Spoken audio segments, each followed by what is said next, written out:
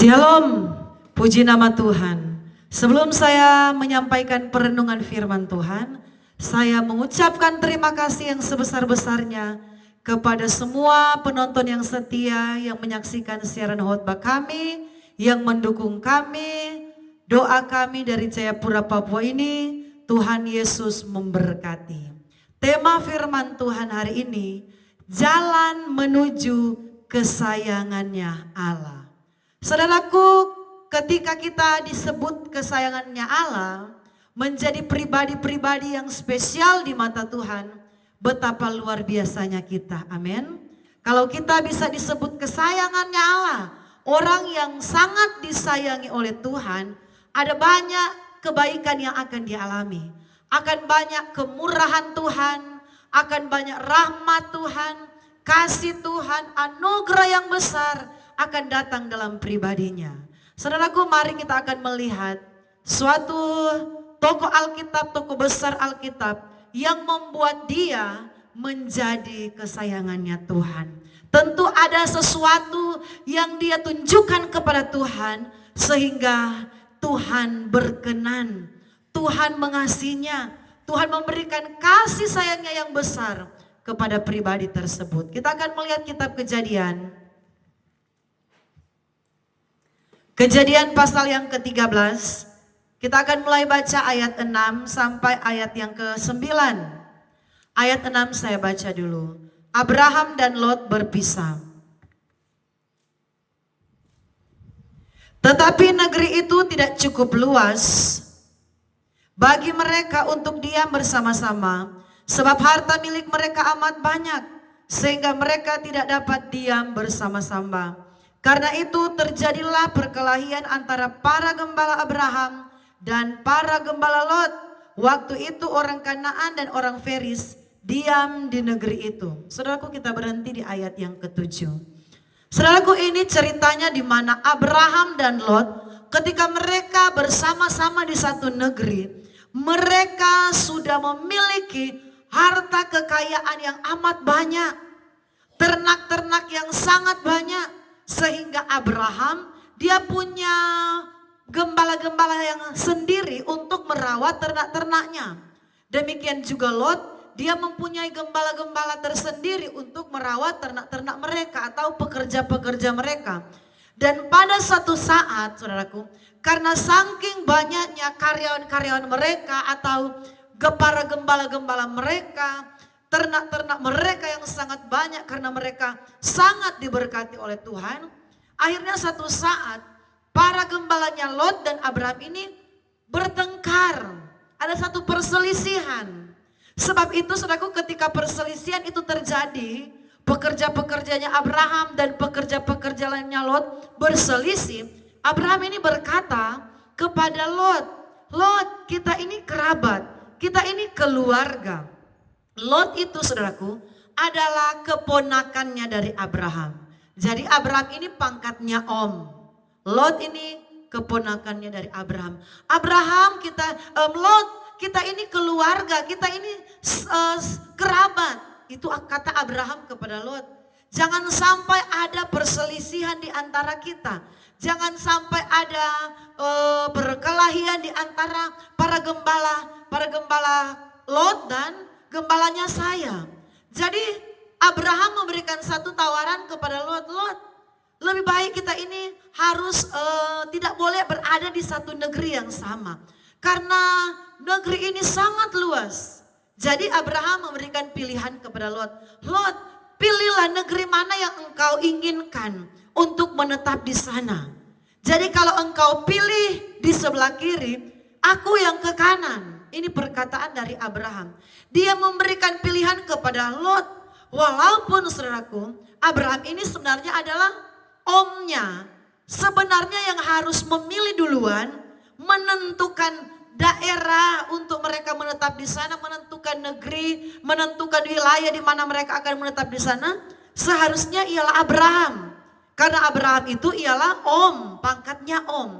Tetapi tidak, di sini kita melihat bahwa Abraham dia belajar untuk mengalah, saudaraku. Walaupun dia adalah om, dia mengalah kepada Lot. Sudah baca selanjutnya, maka ayat 8.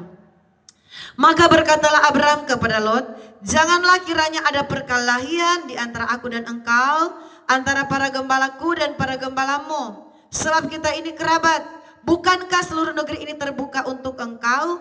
Baik, pisahkanlah dirimu daripadaku. Ini perkataan Abraham. Jangan sampai ada perselisihan antara aku dan engkau.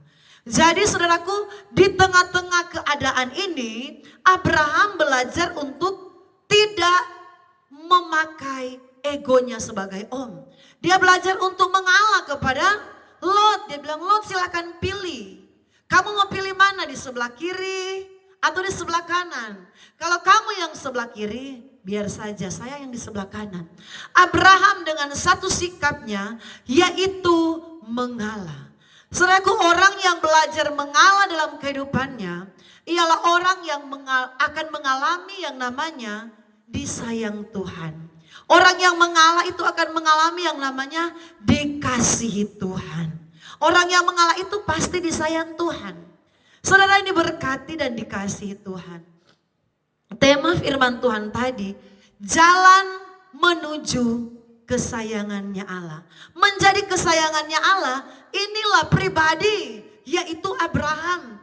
Dia menjadi kesayangan Allah.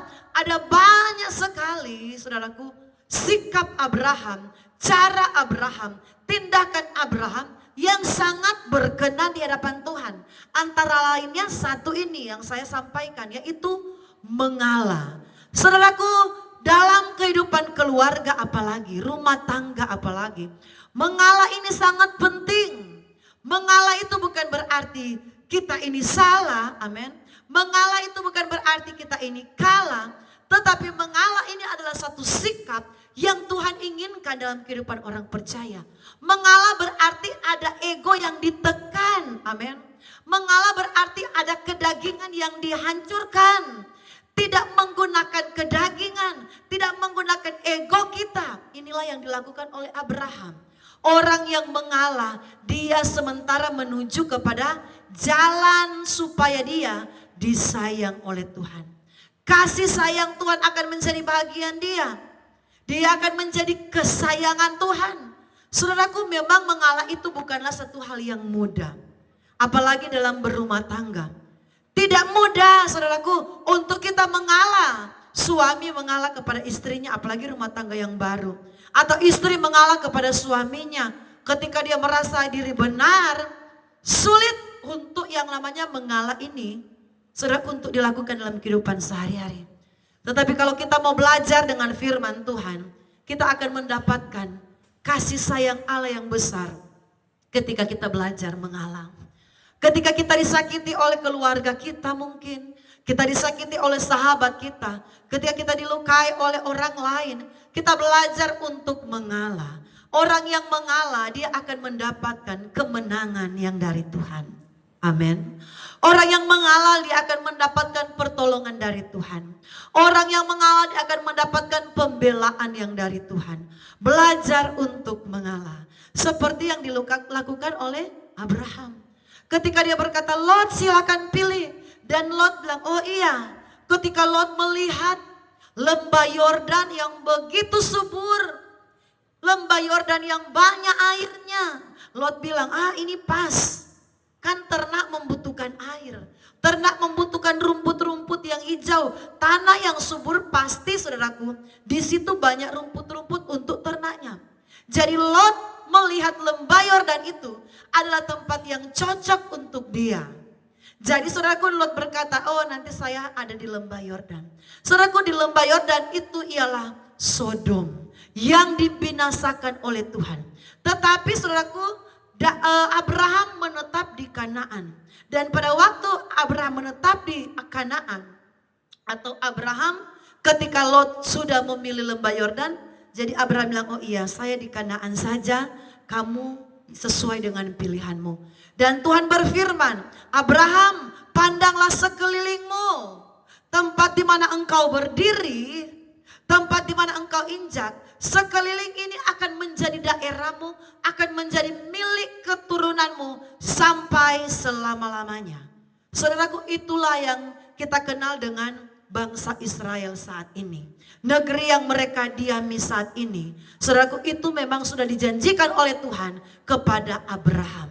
Abraham, jalani seluruh negeri ini, karena tempat yang akan kau lalui, kau jalani, akan diinjak oleh telapak kakimu, itu akan menjadi milikmu dan milik keturunanmu. Lihat saudaraku, ternyata orang yang mengalah, berkatnya itu disediakan Tuhan.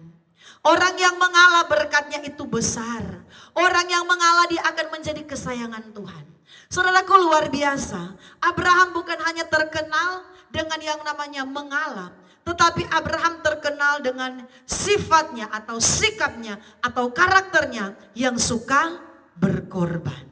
Saudaraku, ingat satu peristiwa yang besar. Abraham mempersembahkan anak perjanjian dari Tuhan, ya, anak satu-satunya yang Tuhan berikan.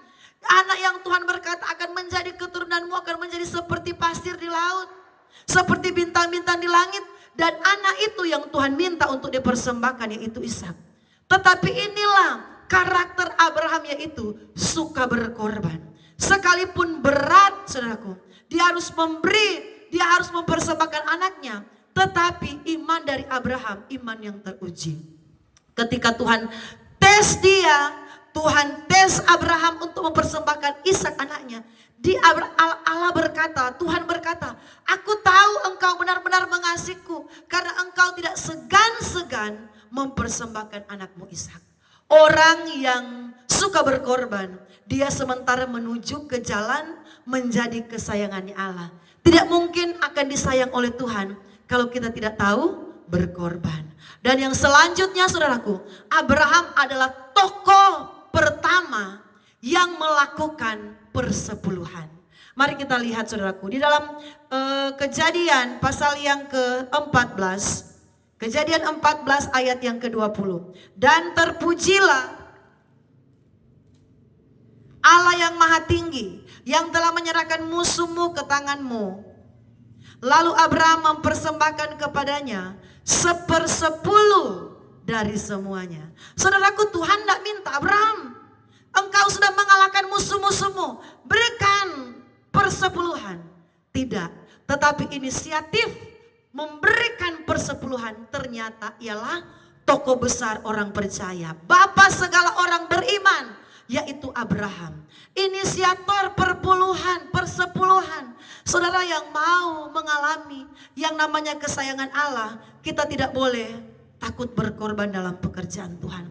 Walaupun Tuhan tidak suruh kepada Abraham, tetapi inilah sikap hati, sikap iman dan tindakan iman dari Abraham, sehingga Tuhan berkata kepada Ishak dan kepada Yakub Israel akan mengalami yang namanya kesayangannya Allah. Sebab itu tidak heran kalau bangsa Israel menjadi kesayangannya Allah, itu bukan semata-mata karena Yakubnya atau Israelnya, tetapi itu sudah dimulai dari bapa leluhur Abraham, Ishak, dan sampai kepada Israel yang disebut kesayangannya Allah. Kalau kita mau jadi kesayangannya Allah, mari kita belajar praktekkan mengalah. Kita suka berkorban, apa yang Tuhan rindukan kita lakukan.